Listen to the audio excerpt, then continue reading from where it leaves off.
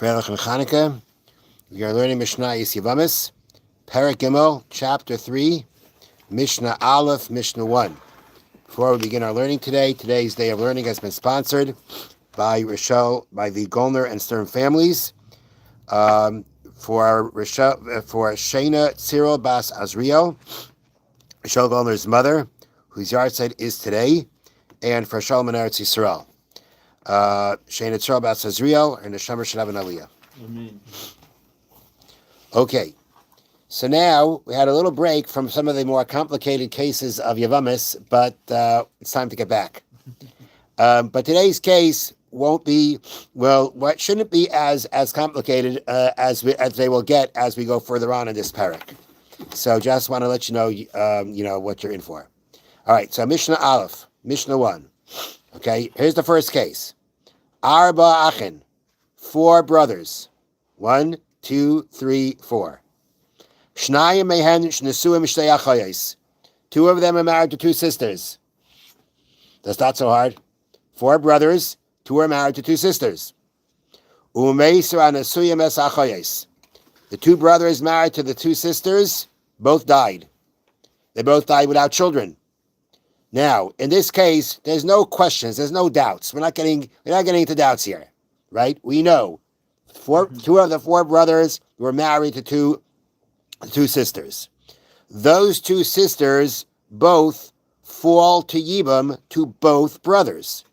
Both surviving brothers have a mitzvah of Yibam on their deceased brother's wife. 2 of their brothers pass away without children. Both their wives are not connected to both of them for Yibam. You get that? Mm-hmm. They're both connected for Yibam. The halacha is harei elu choltzos v'lo misyabos. The halacha is they have to receive chalitza and no Yibam can be done. Why? Because besides for each one being the Yevama, his Yevama, right?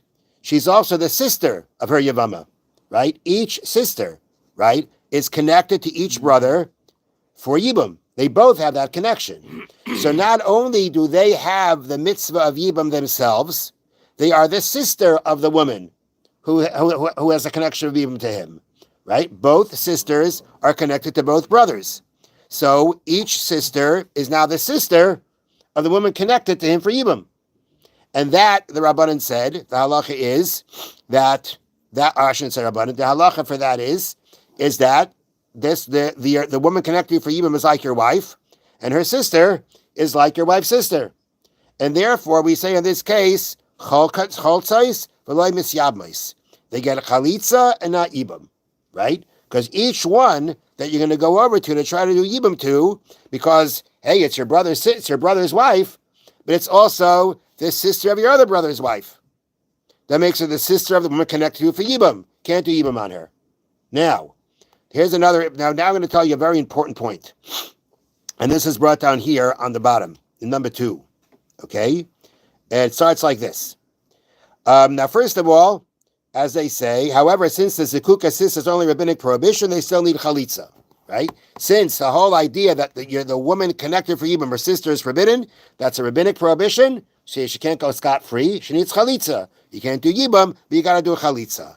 Now, even after one brother performs chalitza with one sister, and thereby ends her Yibam bond with all the brothers, meaning, this woman is connected for Yibam to 2 brothers, for each one.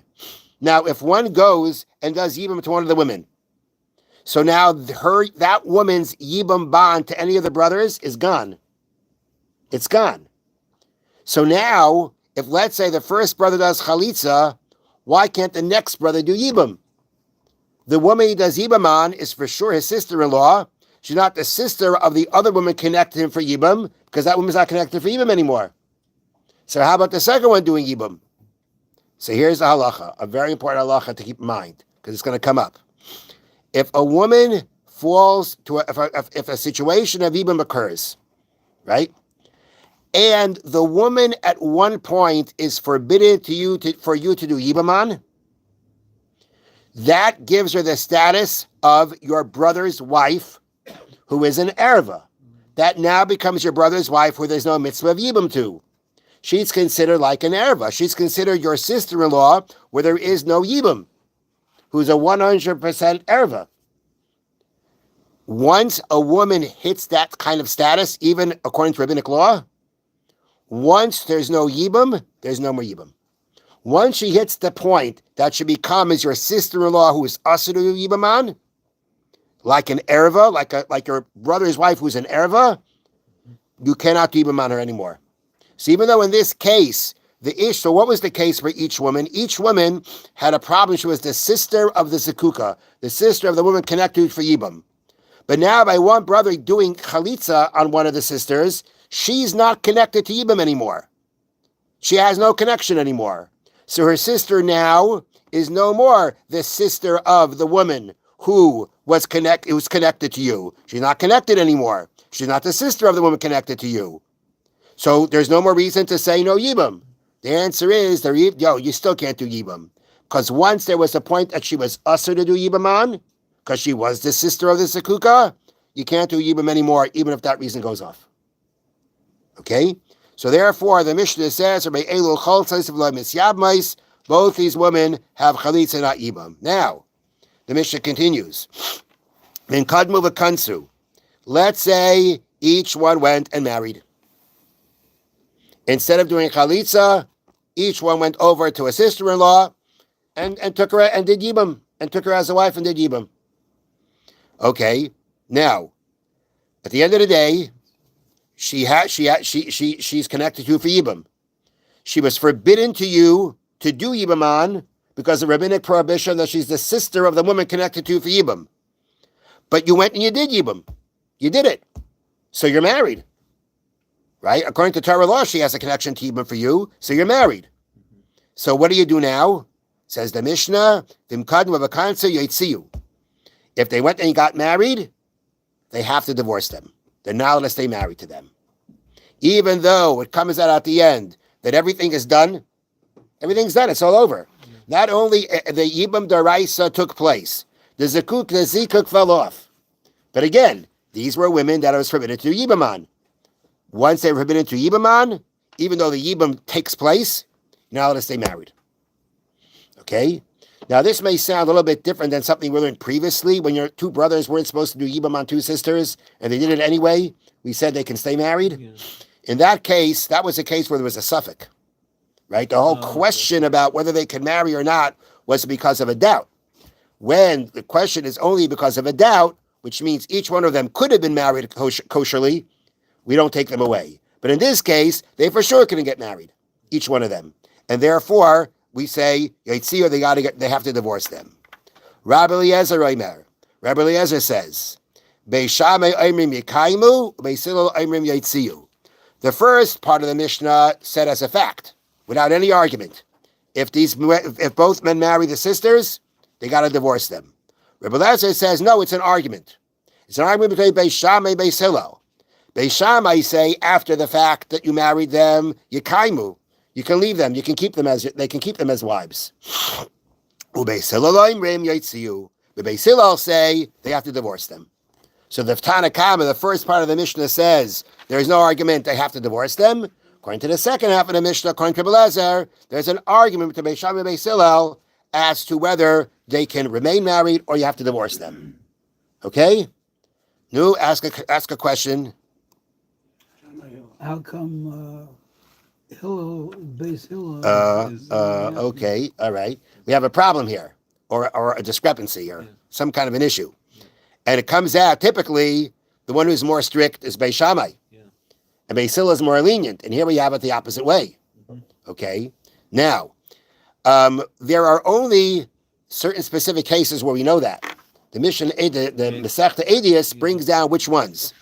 So, and apparently this one is, so let's see how that's dealt with. So number 4, they bring down like this. The Gemara teaches that the views of Beis Shammai and Beis Hillel should actually be reversed. Since Beis Hillel always hold the more lenient view, except in a few well-known cases where they are more stringent. These are listed in Tractate Eidos. So basically, the Gemara says, you got to switch the opinions here. This is not one of the cases where Beis Hillel was stricter than Beis Shammai. it should. So it's not one of those cases. It's not listed in Adius. So therefore, the way you have to read the Mishnah, you got to fix the Mishnah, and you have to read it as Beis Shammai say they have to divorce. Beis Hillel say you can stay.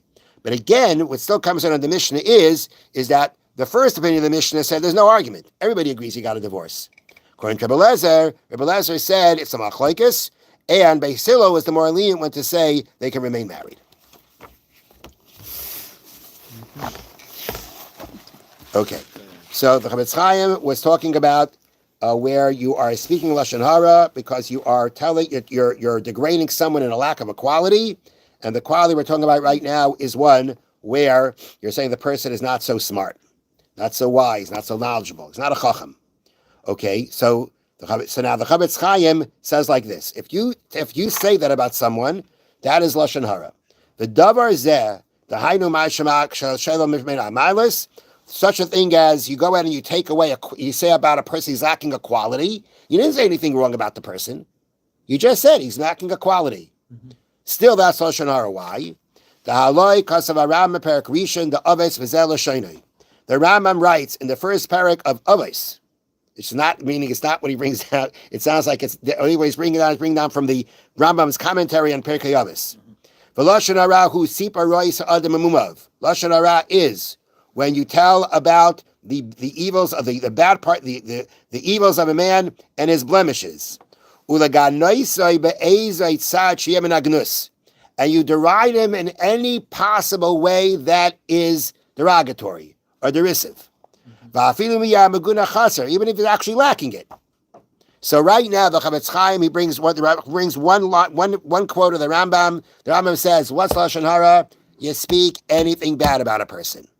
Whatever it is, if it's negative, it's lashon hara.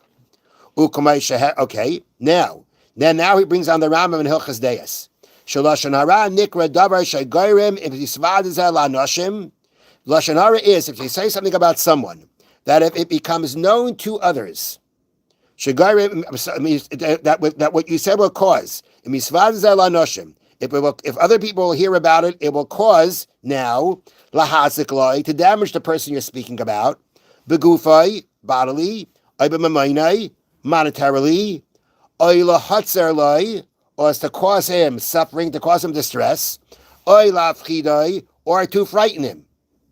Meaning, if people now find out about what, meaning if now people know about what this person is lacking, that would cause this person to become afraid, like what's going to be with me? Or he's going to feel suffering. He's going to feel bad that he's been put down. So therefore, if that's what the Chofetz Chaim said, if that's how the Rambam classifies what makes something lashon hara, because now going in and telling somebody he's lacking a quality, they don't do anything wrong, he's lacking a quality, is every lashon hara, 100%. Okay, Shem Nisbainin Heitev, because if we think well, Nimsa Shuyuchal Liyosh Yisubav Ayidei Zehezek Mamainai Alatzerlai. Because when you say about somebody else that the guy's not smart or lacking other some equality, could that cause him monetary loss? Yes, it could. People decide not to do business with him, or they won't hire him. Or will it cause him suffering? Yes, because if he hears that people have heard this about him, he would feel very bad about it. And therefore, there's no question, it's no Chofetz Chaim, that talking about a lack of qualities, although you're not something wrong, you didn't say the person did anything wrong, is going to be lashon hara, because based on the parameters that the Rambam says, it definitely falls under that. Have a wonderful day, and Freilich and Chanukah. Thank you, Rabbi. Thank you, Rabbi. The saying is, jeder einer ist klick, was sich